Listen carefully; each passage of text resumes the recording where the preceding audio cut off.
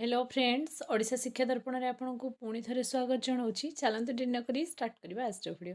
आज वीडियो में आपको कंप्लीट इनफॉरमेशन देवी आपंकर जो भी किसी माने डाउट थिला जे प्राथमिक शिक्षक आंदोलन जो चलता से आंदोलन रिजल्ट कौन है आज धारणा को आपंकर 13 दिन माने 13 दिन धारणा शेष सफल हम कि आंदोलन ग्रेड पे को लेकिन जो भी आपंकर चलता आपंकर आंदोलन जो भी आपंकर स्टीयरिंग कमिटी आपंकर आंदोलन जारी रखी से सबूर कंप्लीट अपडेट मु आज भिडियो आपको देवी आपर आंदोलन में कौन रूपरेख थिला आ के पर्यंत आपर सफल होती केते दूर जाइए तार कंप्लीट इनफॉरमेशन आज भिडियो को प्रथम रु शेष पर्यंत कंटिन्यू करंतु।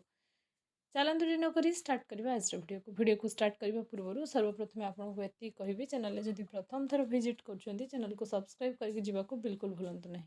चलतु डिन करी स्टार्ट करवा आज वीडियो को।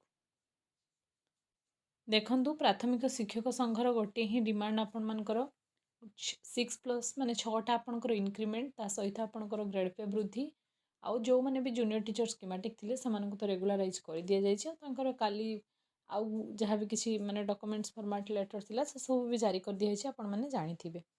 पेपर आर्टिकल भी एटा आछि आपण माने देखंतु वरिष्ठ हेले कनिष्ठ हाईकोर्ट रे मामला केठी ना केठी मुझे पूर्व वीडियो भी गोटे कथा क्लीयर करी जे आपर जो भी जूनियर टीचर मैंने स्कीमेटिक हेले से रेगुलराइज जो स्कीमेटिक रेगुलराइज करागला जो शिक्षक मैंने पूर्वर 6 वर्ष आपंकर गति प्रथा हिसाब से खटी जो इंक्रीमेंट दवा कथा सरकार से दौना से आपंकर न्यूज पेपर आर्टिकल भी आसी गणशिक्षा विभाग अधीन 2018 मसीह नियुक्त पाई शिक्षक मैंने 6 वर्ष पर सामान वर्ग में निजुक्त हो शिक्षकों कनिष्ठ भाव में विवेचित होती असमानता को शिक्षक नापसंद करुँच। शिक्षक निजुक्ति विज्ञापन में बाहरी बेले मनोनीत शिक्षक मैंने 2018 डिसेम्बर चुक्तिभित्तिक निजुक्ति पाई जितेबाला नियम अनुसार से 2024 डिसेम्बर नियमित किंतु 2024 अक्टोबर निजुक्ति पाई स्कीमेटिक शिक्षकों को निजुक्ति माने समय नियमित एमिति समान वर्ग में 6 वर्षर वरिष्ठ होता शिक्षक मैंने चाकरी में कनिष्ठ होती एणु एम प्रति अन्याय होटा आपण मानकर कौन ना यहाँ आपण मानकर 6टा इंक्रीमेंट आपणकर दाबी ए दाबी सरकार केते दूर शुणिबे 6 माने 6टा इंक्रीमेंट देवे ग्रेड पे वृद्धि करके आपण मानकर दाबी रही प्राथमिक शिक्षक संघर दाबी रही कि 42 ग्रेड पे मु पूर्व भिडियो आपण मानक कही आज आपण मानकर आंदोलन सफल न होबार गोटे ही कारण आपण मानक भितर जो भी किसी शिक्षक रही जाउछन्ती सेमानक भितर जो आपण मानकर गोटे माने मतभेद गोटे चिंताधारार डिफरेन्स फिल होची सेटा को लेकिन आज ये सब जिनस क्रिएट होची आ संघ भी आपको कौन आपणकर खाली स्टीयरिंग कमिटी आज 13 दिन धरिकी खरा वर्षा माने आबरे आपण मानकर बसी रही कि आंदोलन को सफल करने पाई आपण मानकर आंदोलन सफल सेमिति होबार चांसेस बहुत कम। रामलाल सार भी कहते देखिए वीडियो रे न्यूज रे चारिआडे भी आपण मानकर माने आसुची कि रामलाल सार आपण मानकर कहते कि जदि एमती नहला तो आमको से 1.5 लाख शिक्षकों को आसिक ये बसापी पड़ो जो मैंने आपण मानकर सेंसस ड्यूटी अच्छा कि आपण मानकर विभिन्न स्कूल माने नन माने जी भी काम माने शिक्षा व्यतीत जी अदर कम सब ए चलती स्कूल तो छुट्टी अच्छे आपण मैंने जानी से सब कम अच्छा से सब कम को बंद करके आमको राजरास्ता को आसवाक पड़ो आमर दाबी आमको जनवाक पड़ो।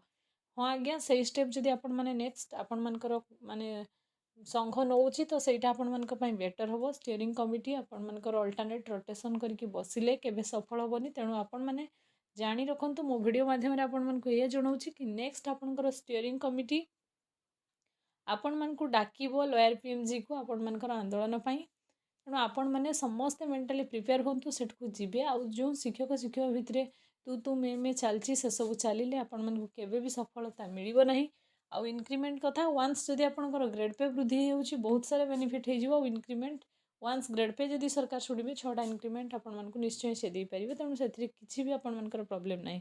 इंक्रीमेंट को लेकिन बहुत सारा शिक्षक मतभेद क्रिएट करूचंती आपण मानकु इंक्रीमेंट सेतळे मिली परिबो जेतळे आपण माने निज निज भितरे एकता देखि पारिबे तेणु एकतार केठी ना केठी अभाव रहुची तेणु आपण मानकर फेलियर कारण आपण मानक एकता हेई पारे आपण वन्स जाइकि जदि बसिबे सेंसस ड्यूटी को छाड़ी सरकार करने बाध्य हेबे 42 नदेले 2800 ग्रेड पे देवे किंतु आपण माने केठी ना केठी जो ଏତିକି ଟଙ୍କାରେ ଆଜିକା ଡେଟ୍ରେ ଘର ଚଳିବା ବହୁତ ମୁସ୍କିଲ। ଆପଣମାନେ କହିଲେ ଚିନ୍ତା କଲେ ହେବନି, ଆପଣମାନଙ୍କୁ ଆକ୍ସନ୍ ଦେଖେଇବାକୁ ପଡ଼ିବ। ଆପଣମାନେ ଆକ୍ସନ୍ ଦେଖେଇଲେ ହିଁ ଆପଣମାନଙ୍କୁ ରେଜଲ୍ଟ କିଛି ଆସିବ।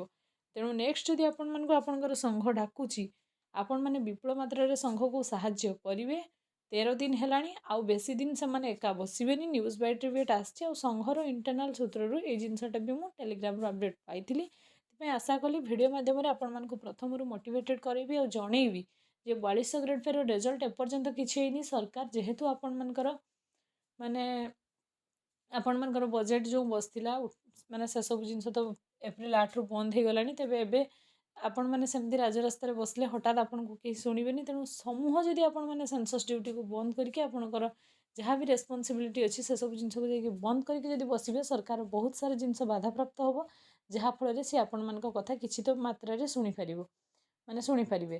ତେଣୁ ଆପଣମାନେ ଯଦି ଘରେ ରହିବେ ଆଉ ଷ୍ଟିଅରିଂ କମିଟି ଯଦି ଏମିତି ମାସ ମାସ ବର୍ଷ ବର୍ଷ ବି ବସେ, କିଛି ହେଇପାରିବ ନାହିଁ। କାହିଁକି ନା ଆପଣମାନଙ୍କର ଏ ଜିନିଷକୁ ସେତେ ମେଜରଲି ନିଆଯାଉନି। ସରକାର ପ୍ରଥମରୁ ଷ୍ଟିଅରିଂ କମିଟି ଗଠନ କରୁଛନ୍ତି, ହାଇ ଲେଭେଲ୍ ଏକ୍ସପର୍ଟ କମିଟି ଗଠନ କରୁଛନ୍ତି, ଚିନ୍ତା କରୁଛନ୍ତି, ଭାବୁଛନ୍ତି। ଏସବୁ ଭିତରେ ବହୁତ ମାସ ବିତିଗଲାଣି। 2025 ଯାଇକି 2026 ଆଜି ଅଧା ହେଲାଣି। ସରକାର ଆପଣମାନଙ୍କର ଏଇ ଜିନିଷକୁ ମାଇନରିଟି ହିସାବରେ ନେଉଛନ୍ତି। କେବେ ମେଜର ମାନେ ମାନେ ଇମ୍ପାକ୍ଟ ଉପରେ ମାନେ କୌଣସି ବି ମାନେ ମେଜରଲି ଗୋଟେ ପ୍ରୋବ୍ଲେମକୁ ନେଇକି ସରକାର ଚିନ୍ତା କରୁନାହାନ୍ତି। ତେଣୁ ଆପଣମାନେ ଥରେ ଚିନ୍ତା କରନ୍ତୁ।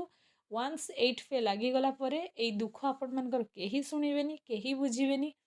ଯେମିତି ଆପଣମାନଙ୍କର ସବୁ ଜିନିଷକୁ ରେଗୁଲାରାଇଜ୍ କରିଦିଆଯାଇଥିଲା, ପ୍ରାଇମେରୀ ଟିଚରକୁ ଛାଡ଼ିକି ପଳେଇଥିଲେ, ଠିକ୍ ସେଇଭଳିଆ ଅବସ୍ଥା ହେବ। ସମସ୍ତେ 8 ଫେ ଲାଗିବ ଆଉ ସମସ୍ତେ ଆପଣମାନଙ୍କର ମାନେ ହାଇ ସାଲେରୀ ପାଇବେ। ଆଉ ଆପଣମାନେ ସେଇ ଗ୍ରେଡ୍ ପେକୁ ନେଇକି ଯେତେବେଳେ ଆପଣମାନେ ଯିବେ, କିଛି ବି ବିଲକୁଲ ବେନିଫିଟ୍ ହେବନି। କାହିଁକି ନା ଅନ୍ୟ ରାଜ୍ୟରେ ମିଳୁଛି ଆଜ୍ଞା, ଏଠି କାହିଁକି ମିଳିବନି? ଏଇଟା ଆପଣମାନଙ୍କର ମାନେ ନିହାତି ଗୁହାରି ରହିବା ଦରକାର ଆପଣମାନଙ୍କର ସରକାର ପାଖରେ। ତେଣୁ ଆପଣମାନେ ମେଣ୍ଟାଲି ପ୍ରିପେୟାର ହୁଅନ୍ତୁ। ଯେବେ ବି ଆପଣମାନଙ୍କର ସଂଘ ଡାକୁଛି, ସଂଘକୁ ବିପୁଳ ମାତ୍ରାରେ ସାହାଯ୍ୟ କରନ୍ତୁ। ହବ ନହବ ଖରା ଏସବୁ ଜିନିଷ ଭାବିକି ଆପଣମାନେ ଯଦି ପଛରେ ରହିଯିବେ, ଜୁନିୟର ଟିଚର ଯେଉଁମାନେ ସ୍କିମାଟିକରୁ ରେଗୁଲାର ହେଲେ, ସେମାନଙ୍କ ଭିତରେ ବହୁତ ହି ଏକତା ଥିଲା।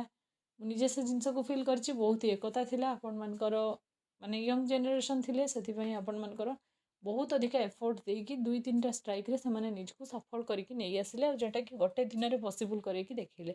ତେଣୁ ଆପଣମାନଙ୍କ ଭିତରେ ସେଇ ଏନର୍ଜି ଲେଭେଲକୁ ହାଇ କରନ୍ତୁ ଆଉ ସଂଘକୁ ନିଜର ଏନର୍ଜି ସେୟାର କରନ୍ତୁ। ଆଉ ବିପୁଳ ମାତ୍ରାରେ ଯାହା ବି ସଂଘ ଡିମାଣ୍ଡ ରଖୁଛି, ଆପଣମାନେ ସେଠି ଏକମତ ହୁଅନ୍ତୁ ଆଉ ଆଗେଇ ଯାଆନ୍ତୁ। ସଫଳତା ନିଶ୍ଚୟ ପାଇବେ।